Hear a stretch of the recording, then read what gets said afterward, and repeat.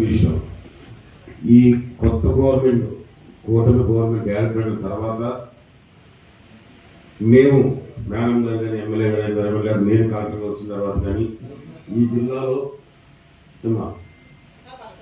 జిల్లాలో జరుగుతున్న మొట్టమొదటి మంచి మెగా కార్యక్రమం ఇది.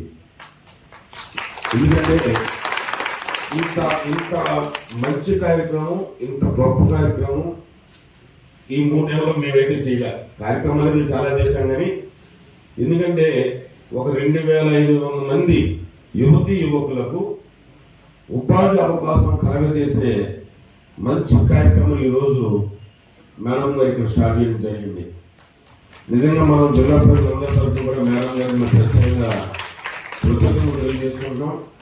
ఎందుకంటే ఇంతమందికి ఒక్కసారిగా 5,000 మంది, సుమారు 6,000 మంది ఇక్కడ పార్టిసిపేట్ చేయడం, అందులో సుమారు 2,500 3,000 మందికి మనం ఈరోజు ఉద్యోగాలు కలగజేయడం అనేది ఇది మామూలు విషయం కాదు.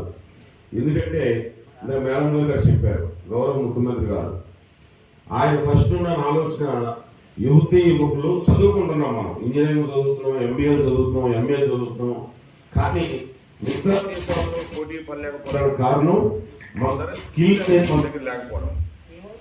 స్కిల్ లేకపోవడం వల్ల మనం మిగతా దేశాల యొక్క యువతీ యువకులతో పోటీ పడలేని ఉద్దేశంతో ఈ మన యువతి యువకులు ఉన్న స్కిల్ని డెవలప్ చేయాలి, కాబట్టి దానికి ట్రైనింగ్ ఇవ్వాలి అన్న ఆలోచన ఇది ట్రైన్ చేయడానికి మనం చీఫ్ మినిస్టర్ నారా చంద్రబాబు నాయుడు గారు ఆయన అప్పుడు ఆలోచిస్తూ వచ్చారు.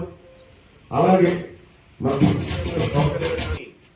బయటికి తీయడం, దేశాల్లో ఉన్న వారితో పోటీ పడే విధంగా తయారు చేయాలనేది మన ఈ మెయిన్ మన నాయకులు గౌరవ ముఖ్యమంత్రి గారు, ఉప ముఖ్యమంత్రి గారు కానివ్వండి, లోకేష్ గారు కానివ్వండి, ఇక్కడ మన యంగ్ మినిస్టర్ కొండపల్లి శ్రీనివాస్ గారు కానివ్వండి,